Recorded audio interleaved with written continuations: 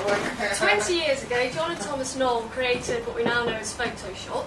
It was first called Image Pro. It was licensed to Adobe in 1989 and first released as Photoshop 1.0 in February 1990.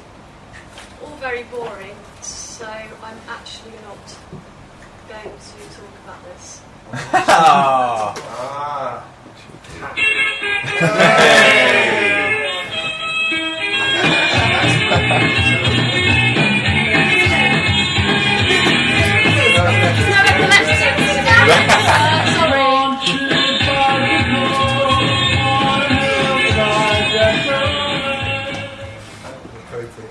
Stephen Patrick Morrissey was born on 22nd of May 1959 on the outskirts of Manchester.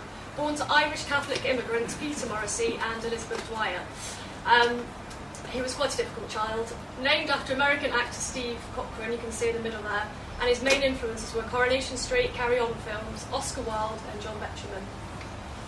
Morrissey was a bit of a recluse as a child and spent most of his days in his bedroom listening to the likes of Dusty Springfield, Sandy Shaw and the like. T-Rex and Mark Bolan were his main influences, but glam rockers and New York Dolls were actually his major influence.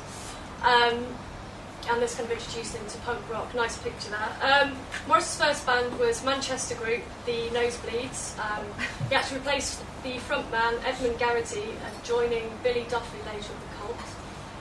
The new lineup played several gigs, one of which was reviewed quite well by the NME. The band split up in 1978 when Morrissey formed the Smiths.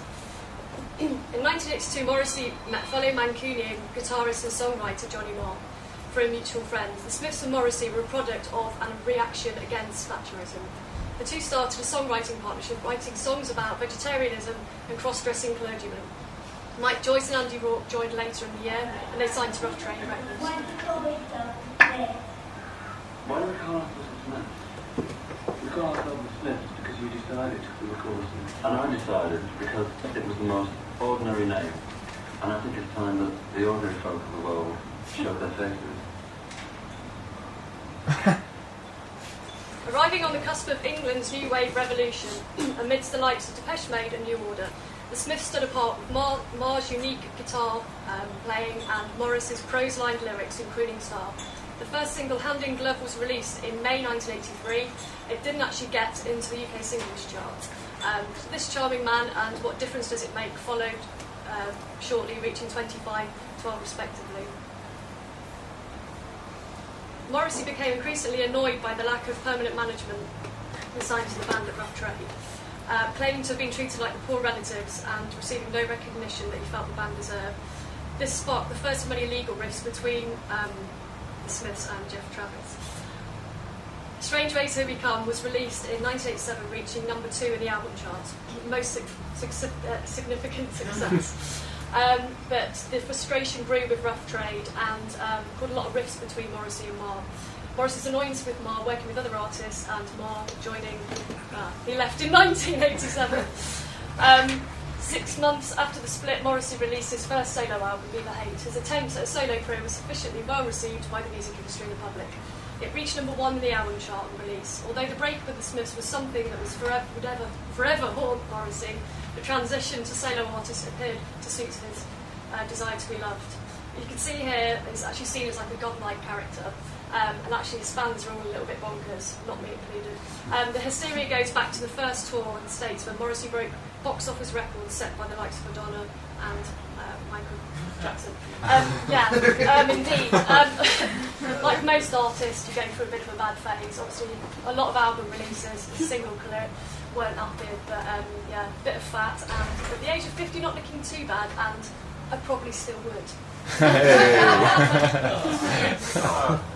After a couple of years in exile, Morrissey released You Are the Quarry in 2003, and in 2006 found himself in Rome working with producer extraordinaire Tony Visconti, famed for working with T-Rex, David Bowie and Thin Lizzy. Together they produced Ringleader of the Tormentors. This marked the comeback of the Moss Farmer. Is often referred to as a Pope of Mope, is often regarded as the most oppressed and some might say depressing man on the planet, and the vast majority of his songs include lyrics which back this up.